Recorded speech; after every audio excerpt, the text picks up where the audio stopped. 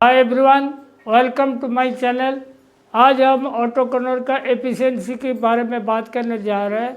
जो ऑटोकनर का एफिशिएंसी होता है वो क्या क्या कारण के ऊपर डिपेंड करता है, उसका रीज़न क्या क्या है, इसको जानना बहुत ज़रूरी है। आप अगर वो उसका रीज़न नहीं जानोगे तो एफिशिएंसी कहाँ से इम्प्रूवमेंट होगा आप नहीं कर पाओगे। तो इसीलिए ऑटोकनर का एफिशिएंसी क्या कारण है और उसका ब्रेकअप क्या है। मतलब जैसे समझ लो 75% आया तो 25% क्या क्या है वो जानना जरूरी है। और कौन सा पॉइंट में ज़्यादा आ रहा है, गैप आ रहा है, उसको आपको कवर करनी पड़ेगी।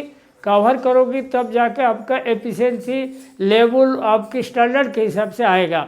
देखिए, आपको मैं रीजन के बारे में बताता हूँ, ऑटोकनर एफिशिएंसी के बारे में बोल रहा हूँ। डिपेंड्स ऑन क्या क्या क्या कारण के ऊपर डिपेंड करता है। देखो, सबसे पहले देखिए ऑटोकनर टाइप। ऑटोकनर किस टाइप का है, मतलब ये बिल्कुल मॉडर्न ज़माने का है या अंग्रेज टाइम का है, मतलब बहुत पुराना ज़माने का, 50-60 साल हो गया, तो ऐसे स्थिति में आपकी एफिशिएंसी नहीं आएगा। अगर नहीं है, बिल्कुल 5-10 साल का है, तो उसमें आपकी एफिशिएंसी टारगेट अचीव कर पाओगे।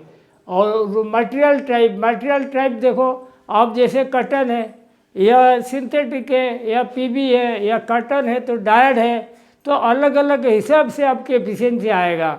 अगर आपने समझ लो स्लब का माल चला रहे हो, स्लब का माल आप बिल्कुल ओपन गेज में चलाओगे, खाली थिन कट इसमें काट रहा है, और जो नेप्स वगैरह सेटिंग बिल्कुल वाइड रहता है या ऑफ भी कर देता है, 7 रहेगा नेप्स का सेटिंग, या ऑफ कर देगा भी चलेगा, तो वो उसका एफिशिएंसी कम आएगा। ठीक है, मटेरियल टाइप के हिसाब से होगा। समझ लो आप वार्प काउंट चला रहे हो तो वॉक्स लगाओगी नहीं, होजियर काउंट चलाओगी वॉक्स लगाओगी तो आपकी एफिशिएंसी घटेगा, क्योंकि उसमें कट्स बढ़ जाता है।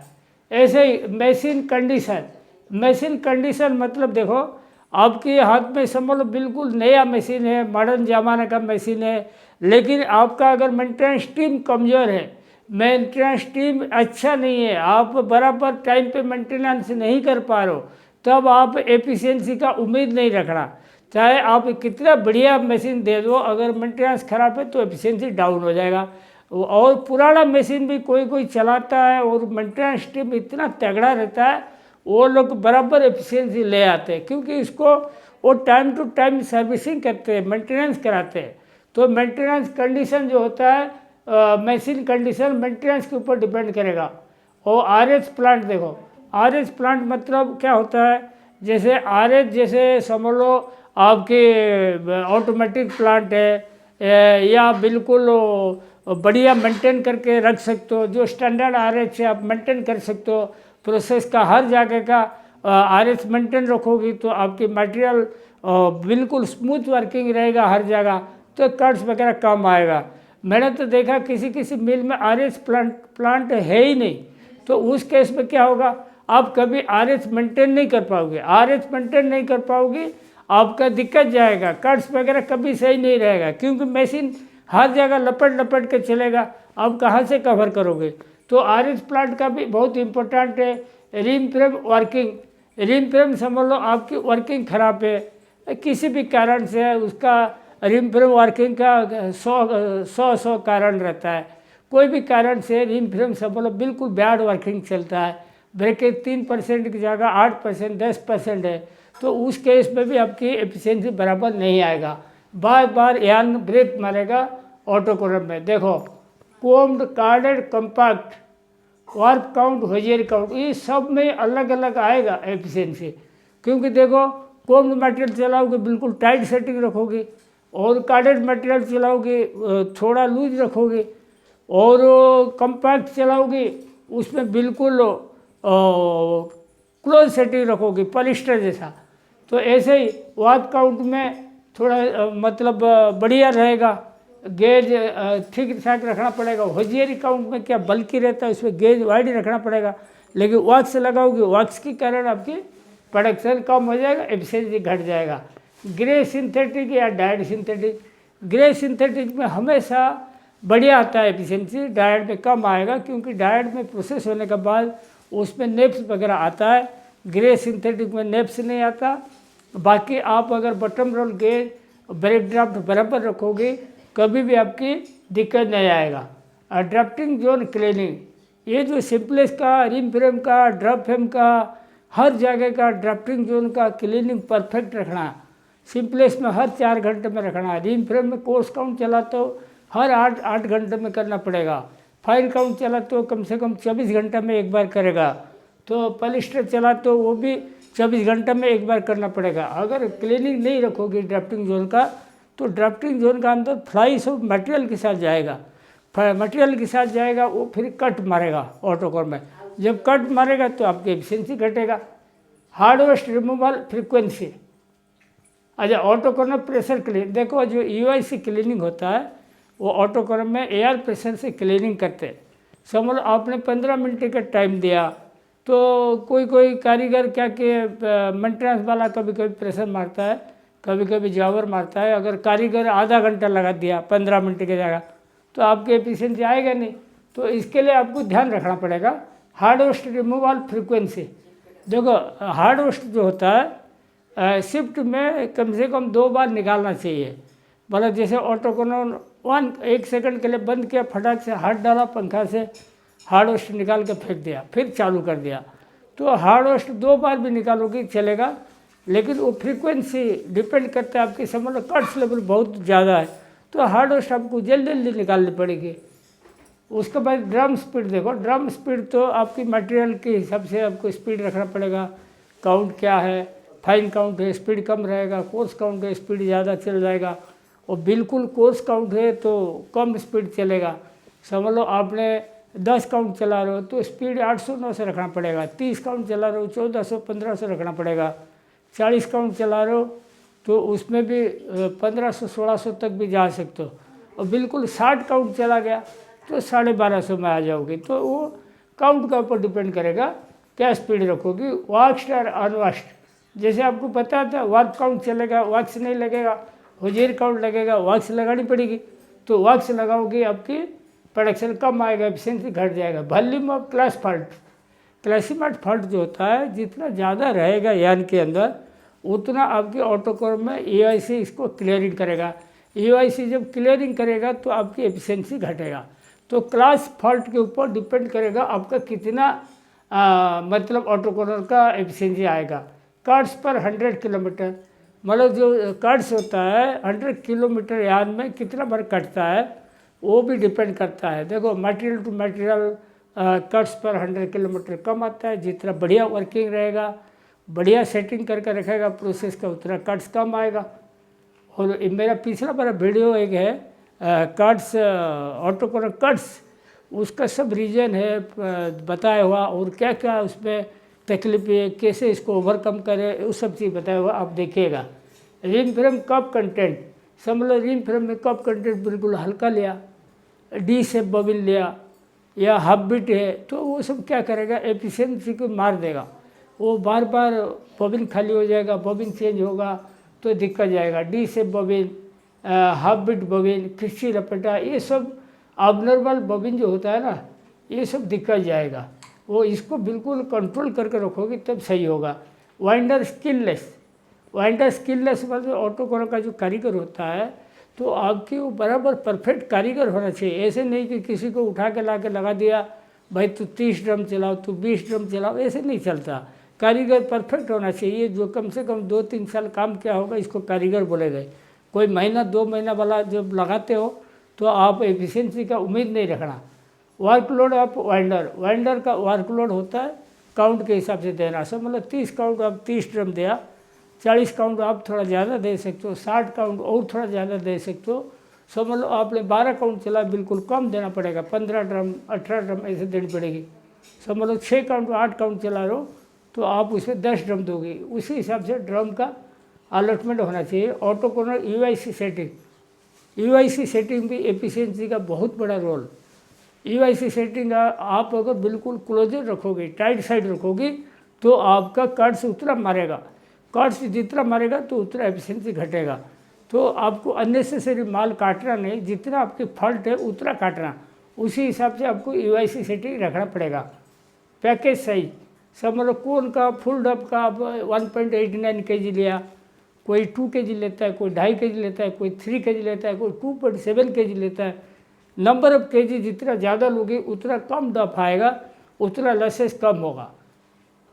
उसके बाद देखो सिंगल और डबल मटेरियल। सिंगल मटेरियल में आपकी ज़्यादा कट्स आएगा क्योंकि बार बार टूटेगा, और डबल मटेरियल में ज़्यादा कटेगा नहीं, कम कटेगा। डबल मटेरियल में एफिशिएंसी इसीलिए ज़्यादा आता है। अच्छा, उसके बाद देखो फॉर एग्जांपल कटर 100% मैं बता रहा हूँ।